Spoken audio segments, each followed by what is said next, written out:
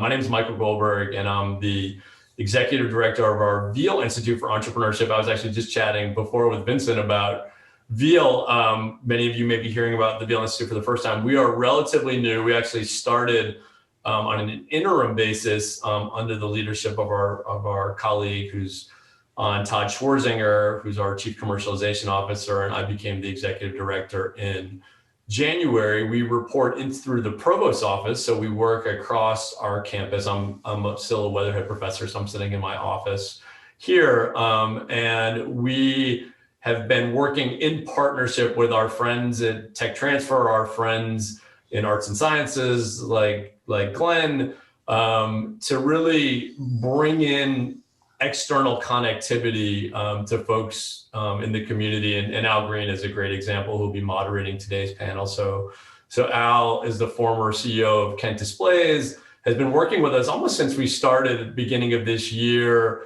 as an EIR, but playing even a broader role in engaging with Glenn and others on campus in sort of a scouting activity.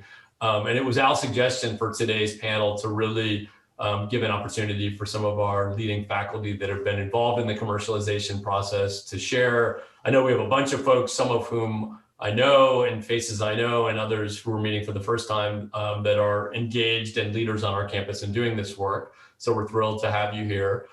We do have a bunch of other programming that we're doing at Veale. At the very end, I'll come back on and do a little promo for some other activity. But with that, let me turn it over to Al, who's going to run the show today. Great, thanks. I guess the one thing just for blocking and tackling, what I'd ask is if you go on mute just with a bunch of people, so we can avoid any feedback issues. And then when you're talking, just take yourself off mute. So much appreciated. It's very informal discussion and informal agenda, but let me go through just very quickly what the agenda is going to be. The first thing is I'm going to start out by giving a little bit of just background around what was some of the drivers behind this panel. The second, then I'm going to hand it over to the distinguished panelists to talk about just as a brief intro of their where they are in the university and so on and so forth. So we'll do a brief intro. So I'll ask that to be fairly quick. And then we're going to go back around with the panel and talk a little bit more extensively, the panelists about their commercialization activities and some of their experiences. And it'll mixed into that will be a Q&A. Okay, so I like to have questions as we go, and I will try to monitor. But if Doug can also help me to monitor the feed, so please feel free to enter questions in the chat and all that kind of stuff. Again, it'll be very informal. What I want to make sure that we do have one other discussion, which I think Vincent had just mentioned. I haven't met you before, Vincent, but welcome and hello. For faculty that are interested in technology commercialization and seeing their technology commercialized, what they would find as most helpful as services that we at Veale can provide and so on and so forth. So that's a brief overview of the agenda. So going back just to the beginning to talk about what was really the purpose behind this. So I've been in this ecosystem, this space for a long time. As was mentioned before, I was the CEO of Kent Displays for about 12 years, where I took an existing company that was a few million in revenue and took it to a much larger size. And I left after 12 years and I have a consulting practice right now. But one of the things that I was trying to uncover was, I started asking the question, is there a menu, if you will, of, given an entrepreneur, a faculty member or a graduate student, and so their technology is here. Okay, so it's at this point, and typically the here is it's reaching the tail ends of where the traditional federal funding that most faculty are aware of at tier 1 universities, where that's starting to complete, but they have not reached a minimum viable product. And so this is a traditional valley of death before it's ready for some sort of angel investment. What do the faculty members do at that point? I mean, and when I started trying to ask that question, I figured that you could go somewhere and it'd be nicely written down, and we'll hear, TRL level this, this is where you look. This is where you look if you're at that level. This is where you look, and it just doesn't exist. And what I found was that as I talked to a number of different faculty at the university, this and other universities, is that it was not so straightforward. But there were a collection of faculty members who had navigated this this valley of death, what I would say, successfully. The thought was that, okay, so we don't have that menu.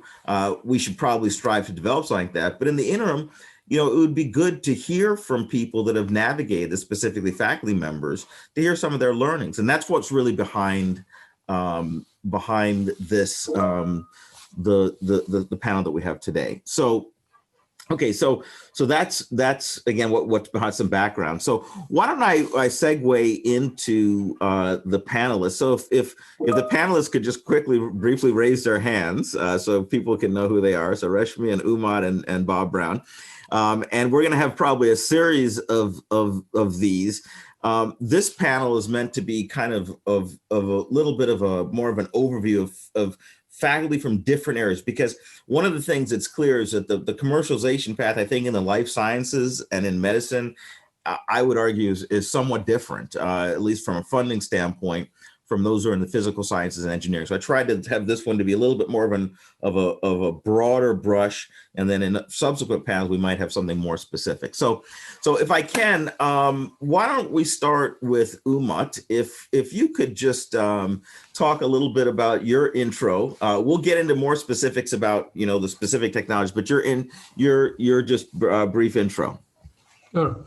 Hi everybody. Thanks for having me here today. I'm an associate professor in the Case School of Engineering. I have been here at Case for almost 8 years now. And so far, based on the technologies that we have developed over the years, 4 companies were formed. We just started the 4th company recently. I hold 9 US patents and a number of international patent applications and US patent applications in the process. And my students, the members of my lab are also involved actively in the invention process. They become inventors in the patents that we submit, in addition to all the publications that we have. I was elected as a senior member of the National Academy of Inventors this past year. So we are quite dedicated and we are quite involved with inventing new technologies and seeing them through their translation and commercialization. Thank you, Umut. Reshmi, can I go to you next? Hey, my name is Reshmi, and I'm an assistant professor in Department of Medicine, Division of Hematology, Oncology. And my lab is focusing on cancer immunotherapy. So we are developing new tools for therapy or treating cancer patients, both adults and pediatrics. But we are mostly focused on hematopoietic cancers. So yeah, about commercialization, I would say I'm just a beginner. I have only one experience so far, which is a product licensing. Probably we'll talk later. I guess this is just an introduction. So yeah, that's what we are doing. Great, thank you, Reshmi. And I'll go to is that Pavarotti in the background or Bob Brown? I'll go to Bob Brown. Nessun dorma. You can sing for us. Normally people ask me, I'm a lot of people call me Al Green, so normally people tell me to sing. So we'll tell you to sing, Bob. No, then I think you're going to lose your audience. Anyway, so oh gosh, I have so many things to say. Let me just try to summarize it.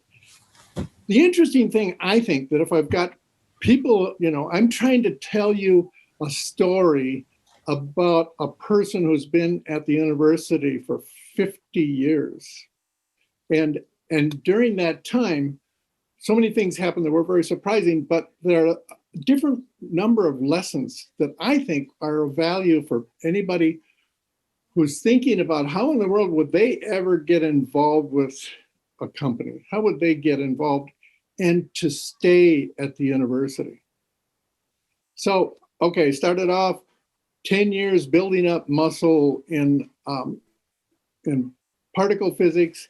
And the interesting thing is, at that time, of course, I didn't imagine that I'd ever be where I am right now.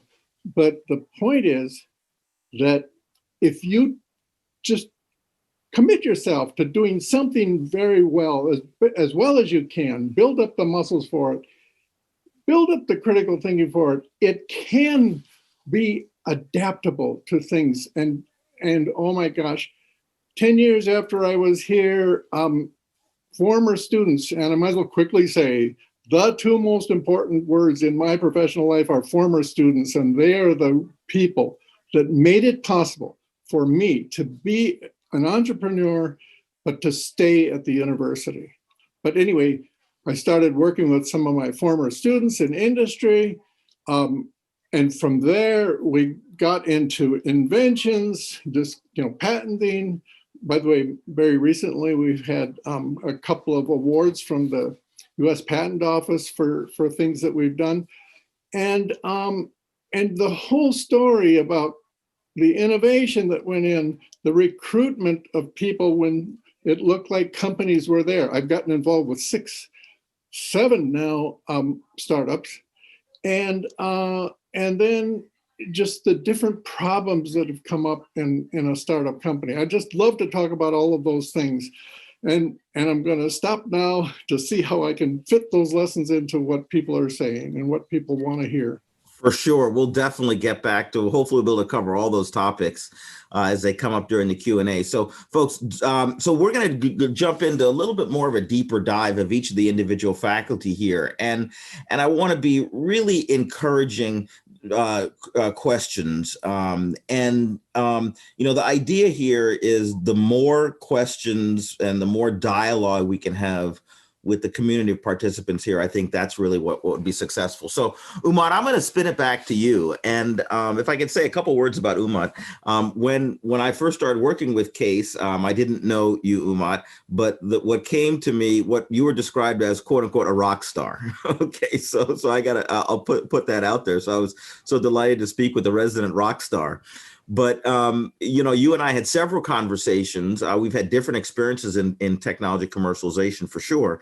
But one of the things that really impressed me, honestly speaking, about your experiences was, one, it was a very broad reaching and overlapping area, from devices and engineering, which I'm much more familiar with, to certainly medical and medical devices and so on. And the diligence that you pursued this, I think is useful for folks on this in the group to hear. And so, if you could take some time, I know you have a chart you can put up, but you could take some time in talking about, the kinds of things that you've commercialized and some of the obstacles and where you look for funding and so on. And we'll try to monitor the questions and go forward. So please, Umut, take it. Yeah, sure. So I'm here at CASE. I'm leading the CASE Biomanufacturing and Microfabrication Laboratory. And most of our efforts are in devising or developing solutions, micro-engineered solutions to medical problems. So, and manufacturing fabrication is always at the back of our minds. So my primary appointment is in the mechanical engineering department. So mechanical engineers are the ones who worry about how to manufacture things, how to make things. So we always have that in our, at the back of our minds. And I also try to basically provide this insight to the students as well. So if before we design something or before we start tackling an issue, can it be made in a realistic way, or can it be made in scale, is one of the things that we always think about. If a design is complex, or if a solution is complex, that's almost never a good solution for us. So we want simple, makeable, manufacturable things that address the problem or the issue with the least effort in making them, and also cost effectiveness is another issue. So, and when I, for example, one of the things that I try to do is when I talk with when I give a talk, or when I talk with students or other experts, physicians, with you, for example, I try not to go into the details of the technology. That's what I also always try to do with Al, and he told me the same thing based on his earlier experience. So technology is never at the forefront of translation or commercialization. It doesn't actually, in many cases, it doesn't really matter how the technology works, what it does, what are the details, or how much work went into coming up with that technology or that process or that design. So it doesn't matter. We don't talk about it. When I give a talk, when I give an engineering talk, you would hear me. Maybe I would have one slide on how the technology works. The rest of my talk would be on, for example, the problem or the unmet need, or is it a real problem? If you don't solve this problem, then what is the alternative, right? And what happens if you don't solve this problem? What do people think about this problem and the solution that you are offering, and the invention, and how we make the first prototype, for example, how we tested it, how we put it into use. So these are the type of things that are quite important. And when you also engage with, for example, translation research funding opportunities or agencies in the translation commercialization space, they always trust that you will make the technology work, but typically the question is, who is going to pay for this? Is it really needed? Are you really addressing a real problem or a real unmet need? So this is the type of training that I try to provide to the students, and I actually agree with Professor Bob Brown in that the reason why we continue doing this is actually being able to educate the next generation of inventors, and seeing students basically pick up some of these key skills and abilities and become inventors of their own, or maybe, for example, get involved with a company and basically take it to the next level. So this is kind of an overview of how we approach things. And as Al said, I would like to I prepared a cheat sheet for me so that I don't forget everything that I want to say. Maybe I can just share the screen with you here. So this is let me see if it is working here. So let me try. Yeah, it's on. You can see it? Okay. Yeah, yes. So this cheat sheet is actually the kind of the pathway that we typically consider in the medical technology innovation and commercialization path. Typically we start with the discovery, and I always try to encourage the students to make sure that they read the literature, they know what is published, what is out there in the patent databases, as well as in the publications, including our own publications.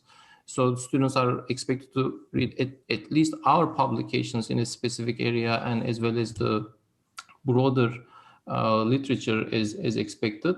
Talking to people is key. I actually realized that in many cases, academics, many faculty, they think that they know the best, and they don't really like talking to people or consulting people in certain regards. But it's key talking to everyone, at different levels, different institutions, different places. If it is a medical innovation or medical solution that you are trying to address, it's key to talk to physicians, doctors, nurses, and the people who will actually use them, for example.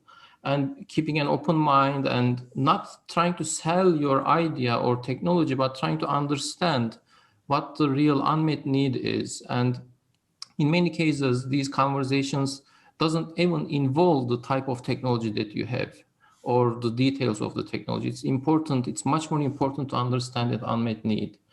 And then the invention actually comes afterwards. After you understand what's out there, what are the previous solutions maybe that failed, what are other people's approaches to the same problem, and what do the people think the unmet need is. After you understand these things, I can tell you that a good engineer, a well-trained engineer, can invent a solution for a problem if the problem is well described. So invention is actually not the big deal here. You can invent something based on what is already known, what is based on the scientific foundations that we have. Invention is not the key thing here. The more important thing is understanding the problem, making sure that you are working on a real problem. You are not working on a made-up problem that you think is important. Other people should also think that it's important.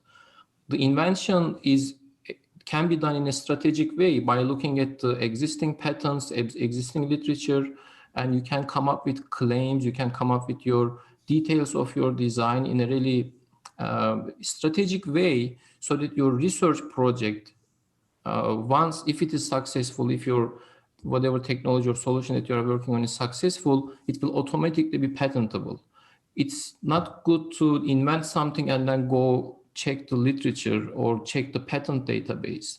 You can actually make slight modifications to your approach to make it patentable, to go around other patents or other failed solutions, for example. One of the key things that we focus on is prototyping and making sure that making it and prototyping the solution as early as possible. And this actually, again, taps into our experience in manufacturing, microfabrication, fabrication, and so on. So we want to make a prototype as early as possible, and we want that prototype to fail as early and as much as possible. So we want to see failures, what is not working and why, what are the reasons for it not to work. We want to understand these things. And if you can actually do this, and these are all actually required translation, research funding, and so on. But if you can actually use manufacturing processes that can maybe in the future allow scale up, or that would be as close as possible to the type of manufacturing that you would use, for example, injection molding in the case of a plastic part. And if you can also use materials that are regulatory approved, for example, if it is a medical device, some type of medical device, and if you are using FDA approved or FDA grade plastics, that would again bring things closer to commercialization and translation. And then comes the testing and regulatory and reimbursement consideration. So it looks like a big chart and lots of things to think about. But the more you can actually take these into consideration when you invent or when you design something or when you work on a research problem, the easier it will be to translate and commercialize. Some of these activities can take place in the university. Depending on when the licensing happens, some of these activities can also be taken on by the company or the startup company. But this is based on our experience. These are the main items that we work on. I hope it wasn't a long. No, that's very good. And so if I can, oh yeah, I'm off mute. So just a couple comments, and I want to hand it to Reshmi next to say. So when I look at this list, I think it is really a good synopsis of the translation process. And there are several different ways to matrix this, but I like the way this is laid out.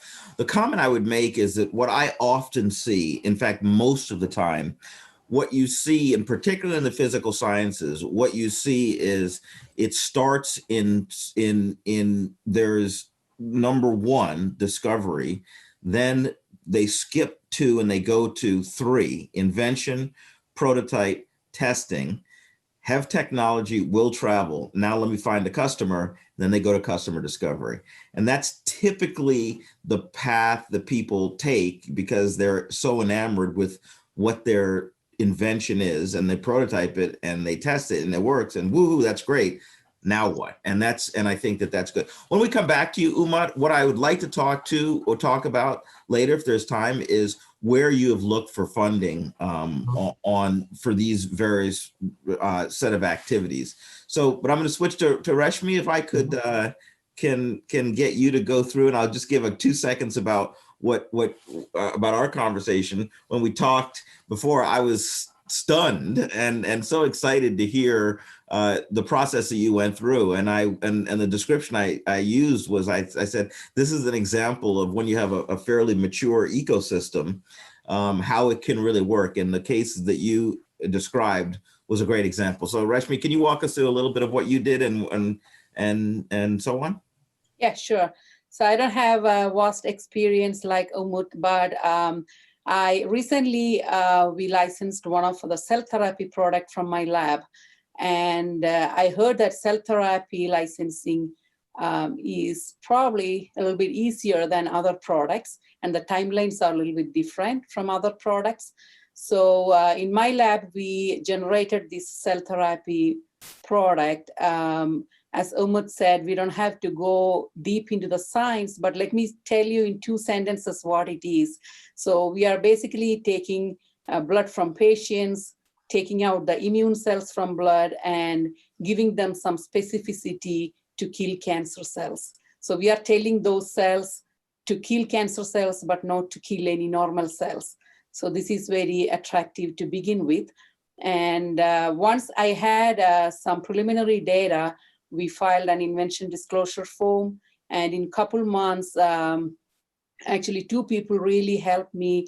Daria, who is a translational research officer from Case Western, and Deborah, who is again a cell therapy consultant of Case Western. So these 2 ladies really helped me. So they were kind of presenting my work in meetings where all these companies come as audience. I actually, and myself, I gave talk in many places like UH and Cleveland Clinic, and I got calls from big companies as well, like Kite or Miltony, showing interest in the product. But then some startup companies also came showing interest. So the first company I met, the CEO and president of the company asked me, can we come over there to your lab and have a conversation? I said, yes. So they came in probably in February, and we had this conversation, and I presented my work. And within 6 months, we got it licensed. So that was how easy it was. And there was no major challenges I faced. So I'm not the right example to ask about challenges because I didn't face much. It was all a smooth road for me. So actually, I must say the support system I had is the tech transfer office. They really helped me to navigate me through the process. And like I said, the 2 ladies I had, the cell therapy consultant and translational research officer, both of them really helped me to, actually took my hand and walked through the road. So they really helped me in this process.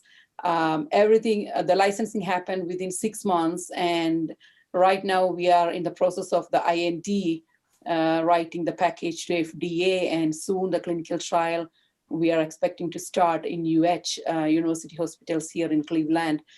And one thing I think why it might have happened that quick and that easily might be for cell therapy people, maybe this is a good information that we have here in-house in the Woolstein Research Building of Case Western.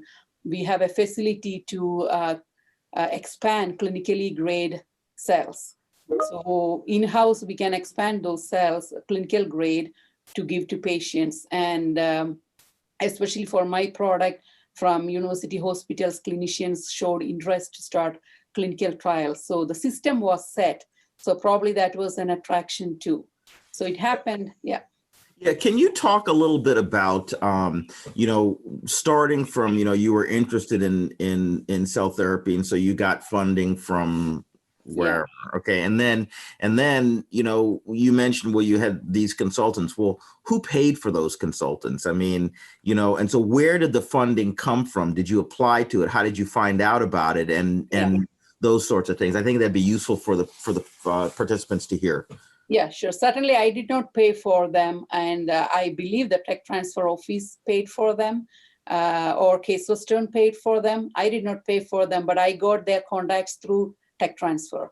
So they connected me to these people. I really don't know who paid for them. So these were probably in residence, and maybe you can help Michael also. I mean, were these folks that are sort of entrepreneurs in residence that were in the ecosystem that stepped up when they heard about this? I mean, this is again an example of a more mature ecosystem, or maybe Todd can speak to that, or anyone of how they were covered and how they heard about this and how they got in contact with Reshmi, et cetera.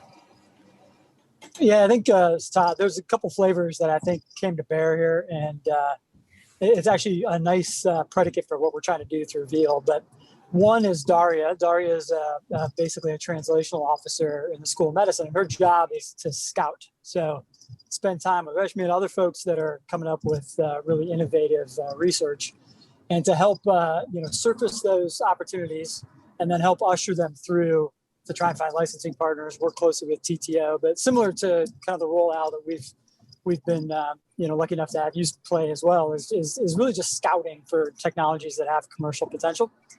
So Daria was busy in sort of identifying the opportunity. And then Deborah is another example of an EIR that we brought on. She spent about 6 months at Case looking at our entire portfolio of oncology assets and trying to identify, similar to Dara, one or two that had real clinical and commercial potential. So Deb had a couple different outcomes. One, she was able to connect Reshmi's work with the partner. It's a company she had been working with. And two, she actually explored potentially starting a separate company with another technology out of Case. So she's a great example of two different approaches with an entrepreneur in residence. Or you are muted. Yeah. So trying to take technology from Case here and it's a commercialization. Yeah, no, that it's a really good example now, but from your side, Reshmi, I mean, so, okay, you had these resources, yeah. And that had been established and being built by the School of Medicine, as Todd described, with these entrepreneurs and residents who were already looking and finding and so on and so forth. What about your time? I mean, how did you cover yourself during this translational period? Yeah, so I was lucky enough to get an award from St. Baldrick's Foundation, which is a pediatric cancer research foundation. Actually, they covered all my first 5 years of salary as a junior faculty. So I was lucky that way, getting my salary covered from that foundation grant. Okay. Yeah. And for the work itself, the first support I got from Case Comprehensive Cancer Center, I got a pilot award. They give pilot awards for innovation ideas. So if you have a product like this, or if you have ideas, you can pitch in and get some fund from Cancer Center. So I got that and started like that. Then when I had some data, I also got fund from CTP, which is Case Western, I think, Technology and Validation Program. So I got funded from that as well. So actually those two fundings helped me to build up my preliminary data. And once the product was licensed, actually we applied for the SBIR, but the company applied and I'm also a PI. So I'll be a subcontract PI. So if it gets awarded, some money comes to Case Western. And also I have a sponsored research agreement with them. So because it actually got licensed in a pretty early phase, there are so much we can do. Sure. And now that is covered as a sponsored research agreement with the industry. Okay, that's great. And now, and the last question on this round before we go to Bob. So did you have, I'll use the word hand-holding. I mean, most faculty, and relatively junior faculty don't know, okay, well, I'll look here or I'll look there. Did you have mentors that kind of said, well, okay, look to this area to get funding for this? I mean, you had your initial 5 years, but how did that work? I mean, how did you learn about these buckets of funding for the different translational phases you were going through? Yeah, so in Cancer Center here, we have some kind of close meetings going on where you can discuss. So I know who all faculties kind of licensed their products or started their companies. So I know them. So personally, I go to their office and talk with them. But frankly, these CTP and I got another Coulter award from Case. Both of them came from Tech Transfer Office. Okay, so Tech Transfer Office was really helpful in pointing you to direction. No, that's really good to know. That's, again, an example of an ecosystem that we would like to build throughout the university in not just in School of Medicine, but in engineering and the physical sciences and so on. So that's great. We'll come back and talk about this more. So going to Bob, I'll tell a little bit of story. So with Bob, one of your star students, of course, Hiro Fujita, who was a part of QED, was a CEO of QED. So when I first came to Ohio, when I was just starting to run Kent Displays, I met Hiro through a mutual acquaintance. We were both running companies and trying to grow them. And for the physicists in the room, I'm a physicist, and of course, Heroes in your company was called QED. And if you're a physicist, that means quantum electrodynamics. And so I said, this guy's got to be a particle physicist. And so that was I had to know that he must have been a particle physicist based on the name of the company. But Bob, you have a long history of these kinds of activities. And one of the reasons why I really wanted to hear your words on this panel is because I think there's some unique challenges associated with commercialization and translation in the physical sciences, because more often than not, you don't have scenarios where you're solving a specific problem. You're generally developing a technology. And so you're a hammer looking for a nail. And that's what when Umut's chart we put up, I mean, you end up with the reverse problem, great technology. Now, what do I go and solve? So I would love to hear your experiences, where you looked, how it worked, and just your general insight on the matter. So handing it to you, Bob. Oh, thanks, Al. You know, I didn't think I was going to do this, but now that I saw, you know, the great stuff that Umut said and Reshmi said, I'm going to share. Good. We love it. I think you'll like it because you'll see some words in there that I may not touch upon, and it might stimulate a question. Okay, great. Thanks, Bob. Let me try to share this. And I think that this is the guy that'll come up. There we go. We can see it. We're good. Yeah, but I can't. Just a second. Okay, so you guys can see this now. Correct. Yes. Good. All right. Mm-hmm. I think I'm going to fit in nicely with Umut and Reshmi here. I was thinking about 3 different stages, you know, and I've got stuff here that just, it seems to me, fills in some things. Wow. Yeah, this is pretty good insight. So here I got 3 stages. That's my experience.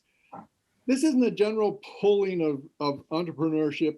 This is my experience at Case Western Reserve University. Some specific things happening, but nevertheless, I wish I knew this stuff, and I want to tell all the faculty and staff and everybody that they can do a lot. It's just amazing what you can do, and I never imagined it would happen. Anyway, I've got 3 stages. I've got an innovation thing that I wanted to tell you about. I want to talk about getting money and recruiting people, and I wanted to talk to you about some problems, some real problems. Okay, great. Back to this. How did we ever do anything? How did we ever start thinking about companies and you know, having some kind of commercialization? Well, there were 3 things that just jumped out at me as I was thinking about what I wanted to say and talk with you about. Number 1, what happened, and I see it happening over and over again, it isn't so peculiar. There can be a unique vendor bought out by an OEM, and all of a sudden there's an underserved market. All of a sudden, you know, there's something where nobody else can get anything from that vendor because this OEM has got it all tied up. And what this often all comes about is my connections with former students. And of course, this part was, this is part of Hiro Fujita's story. You know, and you had to be light on your feet because the OEMs, you know, when you've got $1 billion, many billions of dollars of market, you can't, for some reason or another, it's like when IBM couldn't really do Microsoft. You can't seem to really handle the $100 million markets very well. Right. It's really, so there are things happening here that I see over and over again, and they are opportunities for you and your students. Look, we were working partnership with a lot of companies with my former students that came back to me and wanted me to work with them. Immediately, there were all kinds of problems. An example of a problem that came up was the helium shortage in the world today. And there was a problem brought up, you know, by actually, and this is actually in medical school, and Umut has a major role in this. There was a malaria detection problem. And then, of course, there's just simply an invention that you have. You realize that MR-guided radiotherapy could reduce adding extra radiation to the radiotherapy that, you know, compounds things. And of course, that's a wonderful story by Veale. And my role in all of these three different things were made possible because of my expertise that I gained and I developed as a university faculty member. Well, then once you got started doing some things, you needed a partnership, you needed a team, you needed to raise money. So in the, you know, the university is rich and talent with all of your students. And so, you know, that's what you want to think about as a faculty member. All of your students are your students forever. They're your former students. And oh my gosh, you know, you can imagine after all my years, I've got so many different, I got such a network. Oh, wow. You couldn't believe. Well, anyway, you know, there's all the seeding, there's the Case Coulter, there's Nord Foundation. These are all things that we're very much involved in right now with our latest venture, which is a COVID detector. And I would love to talk with you about that. But anyway, and thanks to Weatherhead, thanks to what Veale's doing now, there's just all kinds of business competitions for seeding money, the foundations for seeding money. But you know what? You know where we got money that was really, really helpful for us? This was, you know, some years ago, but still, we were working with industry. We were helping them solve problems. They were giving us funding. Well, they gave us much more funding than we needed to live on. And that helped us expand and think and do other things and work on other projects. You know, we're not people who need a lot of money in a certain sense, if you know what I mean. Well, then another thing that has happened very importantly and just very recently is that industry itself is a great network. We just recently located a manufacturing company for our COVID invention. And so, you know, all of this came through our industrial context and just keeps growing. Former students on the team, oh, I told you about the two most important words. You know, my present students are not far behind in how important they are to work with us in all of the things that we're doing. Well, I got to quickly mention our entrepreneurial master's program, 20 years old, PEP STEP, you know, physics entrepreneurial program, and now it's, you know, science and technology engineering program. It's entrepreneurship. It is a wonderful thing, and many students from there have actually been involved with us in different aspects, helping us with SBIRs, which is another very important way we get money. And just, one of them actually helped me write my first business plan. You know, that was a major thing. So all of these things you can get help. You don't have to go to, you know, take the classes yourself.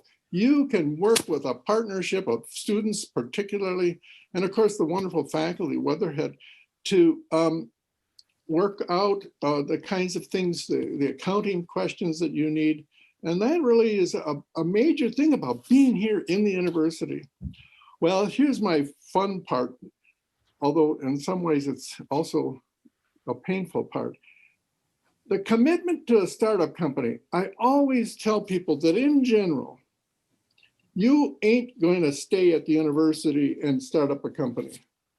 You have to have some partnership, because if you want to stay at the university, somebody's got to go out there and work 100 hours a week. Someone's got to be there. And of course, that's where you have, you know, if you can get a great team together and get people to go out and really be the leader. You know, Hiro Fujita was the brains and the brawn of that particular wonderful aspect of our entrepreneurial life at Quality Electrodynamics. And anyway, then there's something else I got to tell you. If you're going to start a company, you're going to decide shares. let me tell you, that decision made at the beginning better be made carefully. I have so many painful stories I could share with you about, things that went awry because somebody got a big share and then left. Oh, wow. I mean, it's just a major thing. And I have to tell you, it's so important. Well, you can't stop improving your product. You got to keep looking over your shoulder. Somebody might be gaining on you. And you got to realize that tomorrow somebody can blow you out of the water when you're doing anything. You're never done reevaluating, reiterating part of your it's part of your research that's going on. And then of course, well, regulatory compliance in our particular medical world is this is where we got quality electrodynamics from. That's a big deal. FDA can come in and shut you down tomorrow, and not always for good reasons.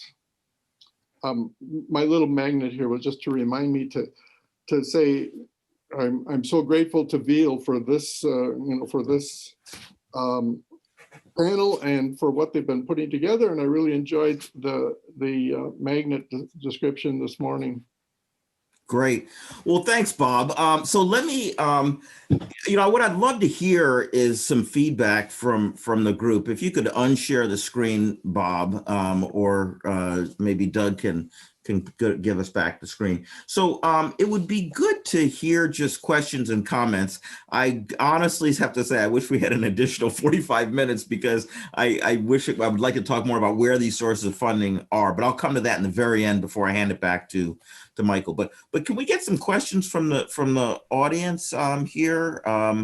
Let's see if if there are hands up or anything like that. Or okay, great, Vincent. Yeah, a question for Robert. So basically, you're saying you start up the company in your laboratory, you develop the entire logistic of it, but at what point do you work with the university, the tech transfer office, and how does that work practically? So in our most recent example of our COVID detector, it really started with a patent invention disclosure. Right. We needed to have that in place to go forward. And it's true that for the most part, I'm sitting in my office during that whole time, except the partnership that I talked about. We grew this. We had people in the School of Medicine, people in engineering, and all of us working together, developing a patent, working on, well, most recently trying to get funding to go, well, we first applied and got a Nord Foundation grant. That was great because then that helped us to go to the next step. And the next step is an SBIR and NIH. And then one question, if you cannot get SBIR money, my understanding already.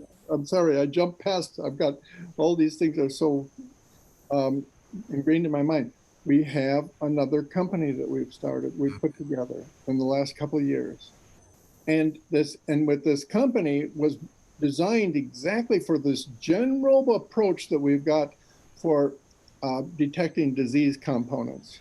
And that was absolutely another critical part of the whole story that we're beginning to tell. Can you say something about the establishment of partnership in terms of shares, and how do you negotiate with the university? How many shares will go to your company? How do you negotiate with your own collaborators? All these aspects that end up being more important than you initially brushed over them. Right. Oh, well, absolutely.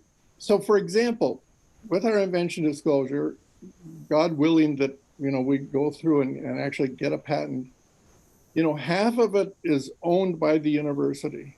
And we're very happy to do that, because look at the overhead, look at us sitting in the university, look at the money that the university spends to carry out the patenting, and all of this. So that's the first part of your question, is that, as far as who owns it and what's got the patenting and so forth. Now, in terms of the company, now that works differently depending upon, for example, if we will go with our company to license our own patent, then the university, benefits that way, and so, and in fact, of course, the university in some situations owns part of the company. At the moment, that's not something that we've negotiated yet. So my final question, both to you and Umut, do I understand that you develop the logistic of a company basically mostly on your own and whatever help you can get, and then you present this plan to the university and just discuss, basically the share, 50% share? Well, let me let Umut say something about this, but let me just quickly tell you that in starting up this most recent company, this was just our own enterprise, and this was not done through any particular arm of the university. And the patenting is indeed something also sort of separate from the company, in the sense that we just want to make sure that we can get licensing of this invention if we are successful in going forward. But I'll let Umut talk. Umut? Yeah. Sure. Yes. So based on our experience, the company leadership is extremely important. And as Bob Brown said, it is a full-time job. It's not a really good idea to be a CEO of a company as a faculty, or not have someone who is experienced in the leadership of the company. In our experience, the company was formed in coordination with the tech transfer office, because again, based on my experience, all the companies that started from case had the company leadership had a connection to the case community. They either went to school here, for example, graduated many years ago, started companies, and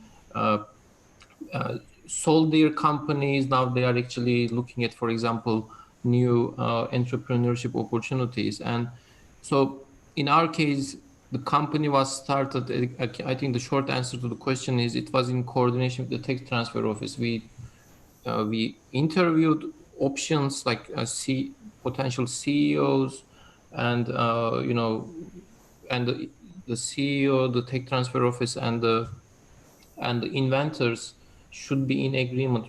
You need to like each other, because once the company starts, you spend so much time meeting with them, working on things. You need to come to agreement in terms of shares, royalties, lots of things. You need to be working with people who can get along with. And in our case, it was a relatively long interview process, that until we identified the right CEO and until they identified us. It happens on both sides. They do due diligence on you and on the technology, and you should have your own type of due diligence on the candidate and on the people who is interested in licensing the technology.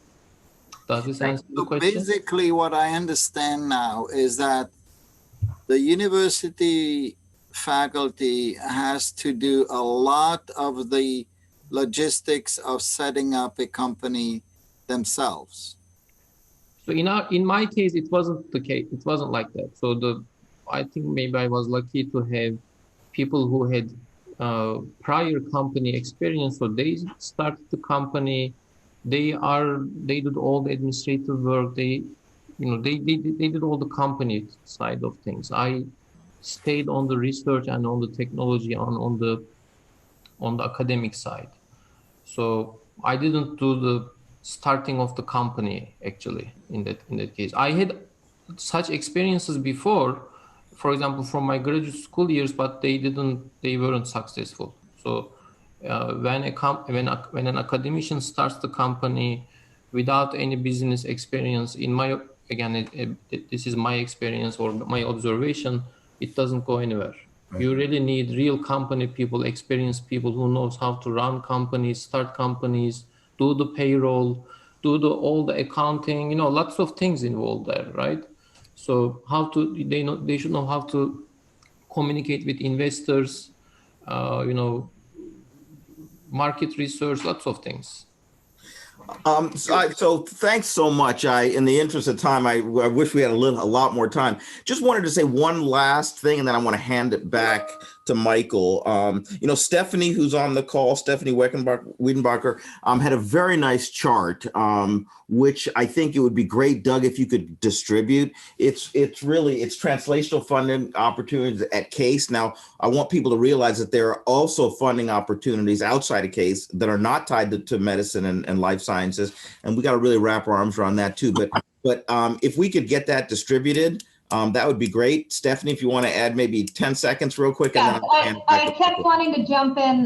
So for those of you who don't know me, I'm Stephanie Weidenbecker. I work in the tech transfer office here at CASE. And I wanted to just take a step back really quickly to answer Dr. Monier's question about how the university is involved or how much the faculty member is involved in starting a company.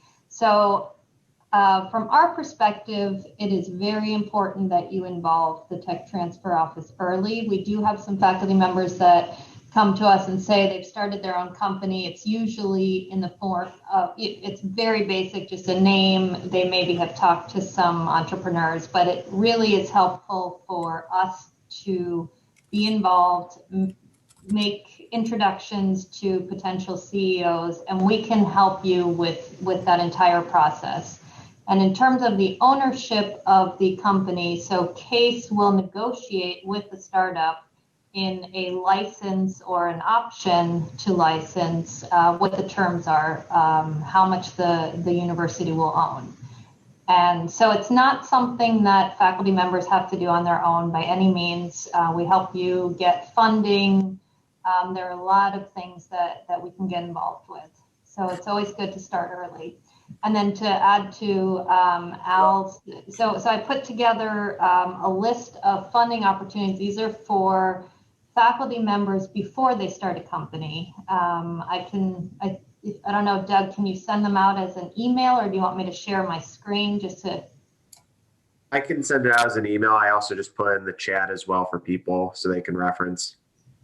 Okay, so very quickly, it's probably 7 or 8 different translational funding grants on campus. These are very different from NIH grants because they can actually be used for some of the work that Reshmi described earlier, which is to pay for consultants, whether we find them on campus or outside of CASE. If, for example, you needed an FDA consultant, we can help with that. And these grants can pay for some of these translational milestones that are usually very hard to find funding for. And they're smaller amounts. They're only about $50,000 each. But if you take all of them together, once you apply for one, you have a very good chance of getting additional funding from some of the other grants. And they each have their own committees that review the proposals, and you get introduced to a number of different people from different backgrounds, industry experience. And in a lot of cases, we've had some of these people become CEOs of our startup companies.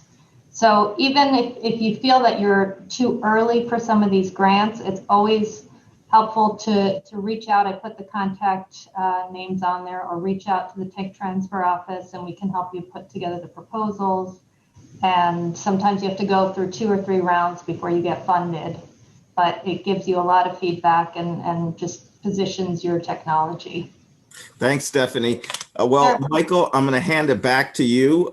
So hopefully from the robust discussion, what I would say is it would be great if we could do another one. Is I apologize that we've run a little bit over our time, but great robust conversation. Handing it back to you, Michael, close us out and go forward. No, great. You felt the same way. I mean, Al, thank you for pulling this together and for moderating. Bob, Umut, and Reshmi, thanks for sharing your experiences.